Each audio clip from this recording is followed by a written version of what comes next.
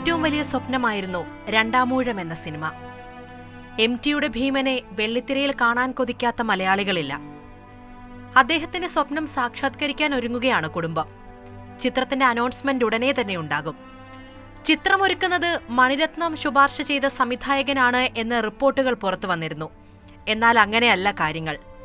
MT തന്നെ കണ്ടെത്തിയ സംവിധായകൻ തന്നെയാകും ചിത്രം സംവിധാനം ചെയ്യുക.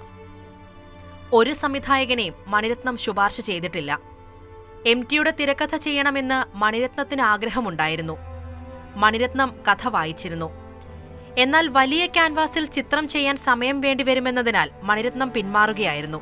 ഇതിനോട് ചേർത്താണ് മണിരത്നം ശുപാർശ ചെയ്ത സംവിധായകൻ ചിത്രമൊരുക്കുമെന്നുള്ള റിപ്പോർട്ടുകൾ വരുന്നത്. ഈ സംവിധായകന്റെ നിർമ്മാണ കമ്പനിയും MTയുടെ കുടുംബവും ഉൾപ്പെടുന്ന കമ്പനിയും ചേർന്ന് രണ്ടാമൂഴം നിർമ്മിക്കും എന്നൊക്കെയാണ് വാർത്തകൾ പരക്കുന്നത്. രണ്ടാമൂഴം സിനിമയാക്കാൻ നിരവധി മുൻനിര സംവിധായകരുമായി ചർച്ച നടത്തിയിരുന്നു. അങ്ങനെ തിരക്കഥയുടെ സവിശേഷതകൾ ഉൾക്കൊണ്ട് സിനിമയൊരുക്കാൻ കഴിവുള്ള സംവിധായകനെ MT തന്നെ കണ്ടെത്തിയിട്ടുണ്ട്.